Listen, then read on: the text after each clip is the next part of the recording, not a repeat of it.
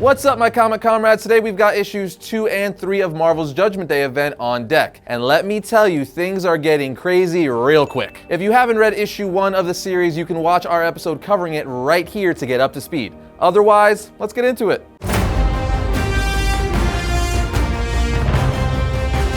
The issue starts off with captions of a mysterious person or being breaking down the lives of 6 individuals from all around the world. Captions basically say how they're dealing with hexes causing mayhem across the world as they try to kill mutants. If you don't know what hexes are, they are giant kaiju looking things that the Eternal Druid unleashed in the last issue with the sole purpose to kill mutants. In any case, the last caption says that the 6 normal civilians are very important. Don't worry, we find out why later. After this, we are brought back to Krakoa, where we see the mutants Exodus and Jean Grey fighting one of these giant kaiju Eternals. Exodus says, "Avant, Eternal Beast." Jean just tells him, "I don't think he's going to listen, Exodus," but Exodus being Exodus says it's only right to issue a challenge before a duel. "I'm not a barbarian, Jean." Meanwhile, Cyclops, Wolverine, and several other mutants are fighting another Hex Eternal, with Cyclops telling Jean they're doing badly after she asks. He continues to say should have written protocols for a skyscraper-sized centaur that generates its own attack fauna. At this point, we see Captain America's shield come out of nowhere, hitting a giant kaiju Eternal. As we see on the next page, the Avengers arrive with Captain America saying, "How can we help?" Exodus then tells Jean, "Tell them to leave or die. We need not a people untouched by the grace of God."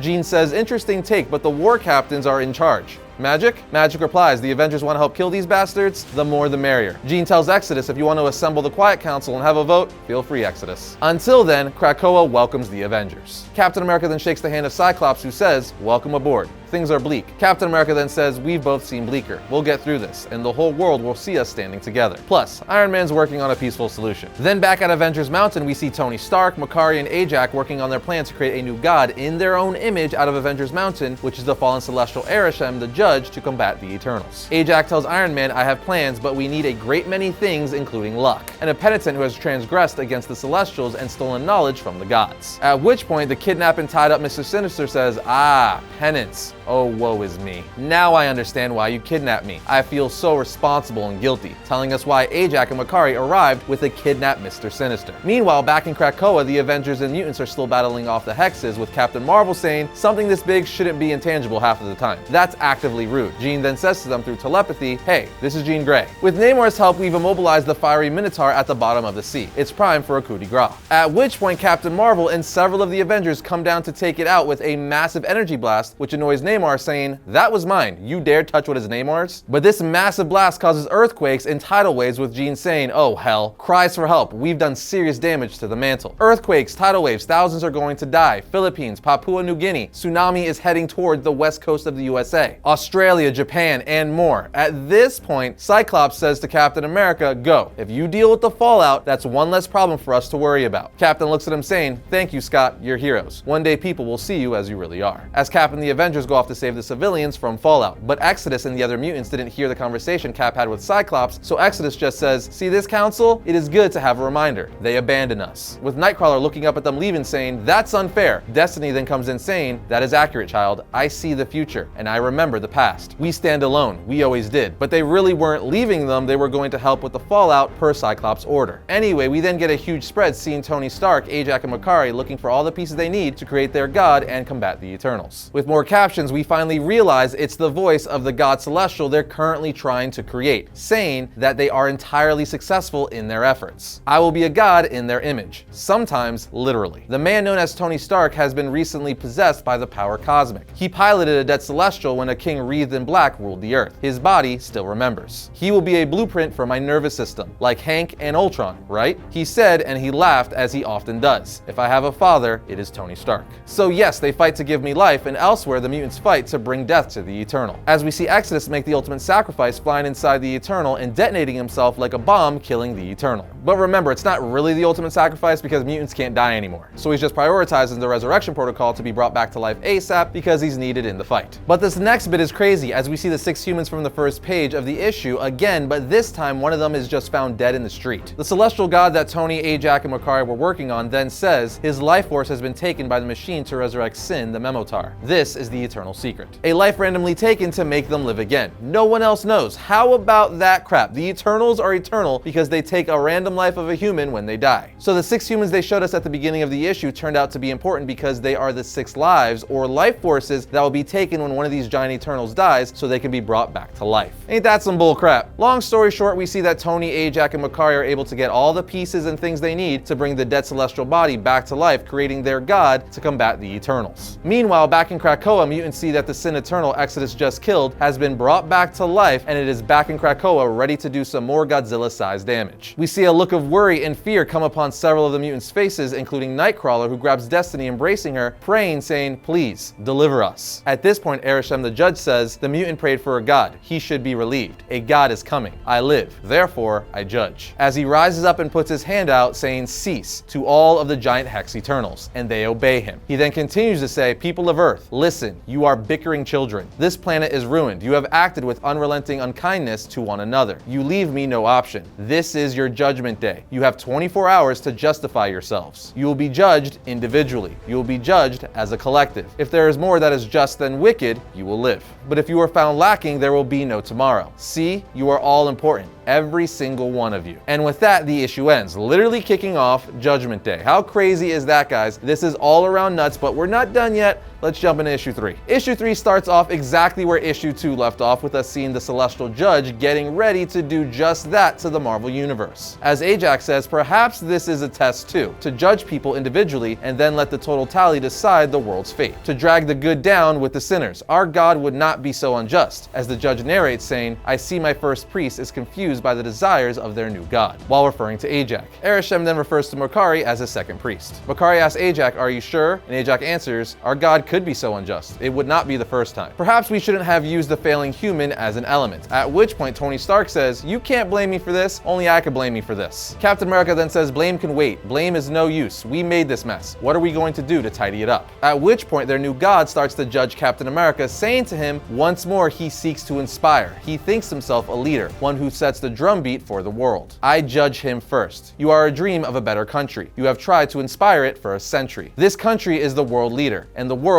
is what it is. It is worse every day. You are a failure." And he's saying this through a construct he's made of Captain America while putting his thumb down. Iron Man then says, "If it judges Cap by that standard, what chance do the rest of us have?" Captain America then speaks up, "We're not going to play its game, not unless there is no other option. You find a way out of this. I'll try to keep the world calm," as he goes to address the world. We then get glimpses of what the remaining civilians are doing as Captain America makes his speech to the world. Meanwhile, in the exclusion, we see the Prime Eternal Druig ask for Uranos' advice on what to do about the celestial god that was just made. Uranos says it judged this Captain America as a failure for not fulfilling his aims and duty. "We Eternals have failed ours. It's not too late to make demands. Any deviation is excess deviation." Druig says, "You're right. This is the Prime Eternal to all. Prepare the Hex once more. Renew the psychic siege. For a people of eternity to have such a short deadline is unseemly. But we will not fail our gods." Uranos says, "If you are serious, let me out." But Druig refuses, basically saying things haven't gotten that bad yet. Meanwhile, back to Tony Stark, A.J.E.C, and the others, Stark says, "Phastos, I think I've got something. We could hit this Eternal node hard enough and the whole thing will break apart. No more Judgment Day." But A.J.E.C says, "What? We can't turn it off. It's our god. We can't treat it like a science experiment gone awry. We must work to understand it." Phastos then says, "Look, Mr. Stark, follow the system. It could cause a cascade. In its first day of life, a Celestial has unimaginable power. We'd be risking an explosion." After A.J.E.C and Makkari leave, Phastos tells Stark, "A.J.E.C is a believer and Makkari is nearly as bad. We Eternals should make a sacrifice for you all. This is our fault and the world has outgrown us. However, you should know that if you start this plan, we will have to act to stop it. Our principles will force us. If you do it safely and do it secretly." Mr. Sinister then says, "I love secrets. Make it safe and make it get the hell off the stage." Got it, as he shared this information telepathically with his fellow mutants in Krakoa. It's also kind of cool that Phastos, being an Eternal himself, is still like, yeah, we gotta kill this thing no matter what A.J.E.C and Makkari say. Anyway, with this new information on how to kill the Celestial God, the Quiet Council in Krakoa take a vote on if they should proceed and kill kill it to stop Judgment Day. They all vote, and the motion is passed. But Nightcrawler is like, can we even send a strike force? We move our best away from Krakoa, and Eternals will overwhelm us. The White Queen then says, well, I also have a little secret. I have taken making a few diplomatic overtures of my own. As we see, she's invited the Deviants in Krakoa to help defend it, while the Mutants send a strike team to defeat the Judge. The Deviants, of course, are willing to help the Mutants because they have a mutual hatred for the Eternals. Then back at Stark and Gang's headquarters, Ajax says the divine boundary has been breached. Infiltrators. Do you think we would trust your technology, Stark? Never trust technology less than 40,000 years old. An army of mutants coming in secret. Tony Stark then says, Sinister, do you know something about this? What are you doing? As Sinister says, oops, and opens the way to the node. Stark then says, millions could die.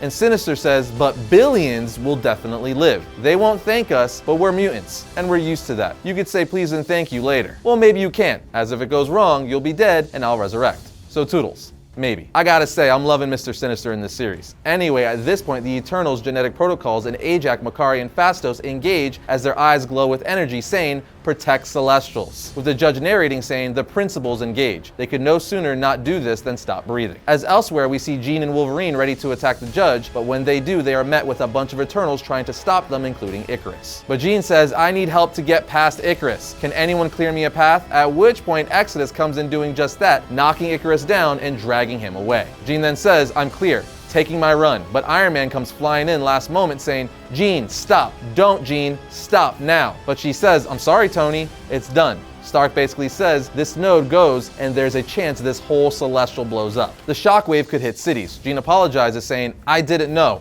Oh hell, I should have known. She asks, is it gonna go off? As he looks at the node, he says, I'm not sure, I'm checking the readings. I think it's gonna be all, and then on the next page, we see the Celestial explode, killing everyone and everything in a several-mile radius, with us seeing nothing but death and carnage in the fallout, including the skeleton of Wolverine, the visor of Cyclops, and more. But wouldn't you know it, gods are tricky. As we see on the page after that, this wasn't real. As Jean says, we were all inside its mind. This whole time, I should have known. The Judge then says, the annihilation did not happen. I merely let everyone taste the experience. Some die of heart attacks, but it is only a smattering. The world did not understand. I must explain. Listen, people of Earth. Your heroes think themselves gods above judgment. Now you all see you are mistaken. Your day ticks away. Justify yourself. Ajax is pissed at Mr. Sinister for doing this, but he says, oh, don't be peeved. It was worth a try. It didn't work. What's next? And Tony says, we have no choice. It's going to judge us all. There's nothing we could do about it. As Captain America video calls in saying, there is. We make sure we pass. This will have scared a lot of people. They're going to be doing things they regret, but the only way to get through it is with this world pulling together. Meanwhile, Cersei, who is listening to this, heads out to the Exclusion, where we see she hired Jack to help her break out Mother freaking Star Fox. She then asks for help and tells him perhaps it's time for a little of the old Avengers assemble, Star Fox. He replies, oh, I love the idea. The world will have to realize all you need is love. And with that, issue 3 comes to an end. Man, guys, this series has been nuts thus far. So much is happening, and it seems like nothing is going to stop the Judge. Very curious to see what the writers come up with so that the heroes pull out some sort of win. But what is this going to mean in the end for the Eternals, the X-Men, and Avengers? We just gotta keep reading. But don't worry, we'll be keeping you up to date as these issues drop. With that said, are you guys digging this event? Let us know in the comments. And that's gonna bring today's episode to a close, but if you like this video, check out this one right here. And if you like all of our content, like, subscribe, and comment. It helps the algorithm. But other than that, I'll see you next time when I talk about all things comics.